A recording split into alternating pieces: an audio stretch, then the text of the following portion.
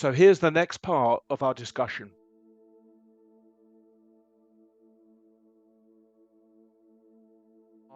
Hard pass all through his life. And I only found out 2 weeks ago, speaking to my dad, who's now 87. And you know, when people get old, they start telling you more truth. Yes. And now I know that the reason I'm adopted is because, there was mum had a bleed a month before Rogan's birth, and then during an 18-hour labor, she had a womb prolapse. So she was desperate for him not to feel alone because our cousin is 3 years older. So after sort of 7 years of not being able to have any more children, they then decided to adopt. He doesn't know any of that. And so his anger and rejection is based on not having a full card deck. Shirin, Isn't introduce that always what happens, right? yeah, We have Shirin. because we don't have a full deck. Shirin, introduce yourself and tell, because your perspective is different, as we all are, but very different. Right. Hi, everybody. Nice to see you all. Hi. Yeah, I basically, I mean, I've never been adopted. I mean, I so from that perspective, but I am a psychotherapist, and I have been working with people that have adoption, and my main, let's say my main supervisor a long time ago, was actually, he fought a lot for the adoption here because he was adopted.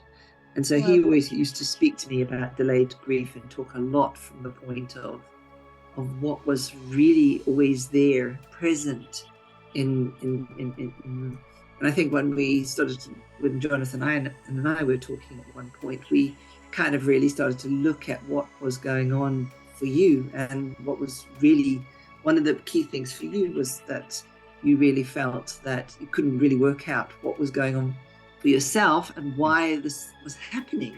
Yeah, that you were always feeling this kind of disconnect, and yeah. So and I think it was more about feeling more compassion towards your brother on some level, but it was very hard, given that he was not happy that you were his chosen brother and he was usurped in some way.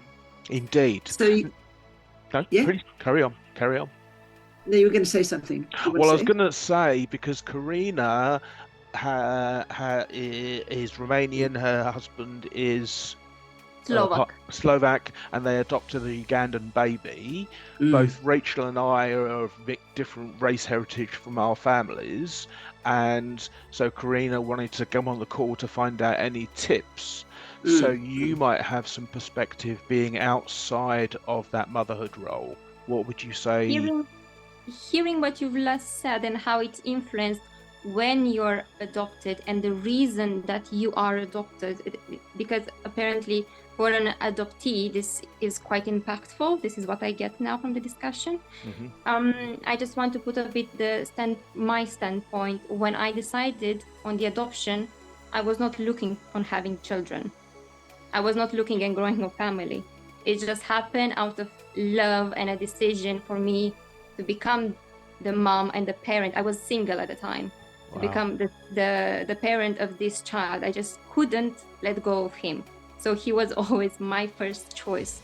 Would this be something that he needs to know growing? I don't really bring it up to him, but now it kind of sparked something hearing to the discussion. And depends on how you frame it. And I agree with this, that the more you can frame this undeniable connection that you had, and how the universe brought the two of you together for such a special occasion.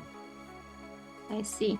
That, and you felt it, right? That, we can't think our way through a system built on vibration to feel our way through it. So this is a way that you worked through that, feeling that connection, not necessarily understanding why or how or right, any of that. You just felt it, and you moved from that place of inspiration.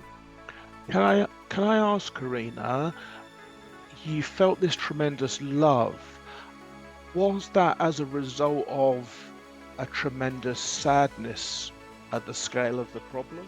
Come back for the next part of this discussion.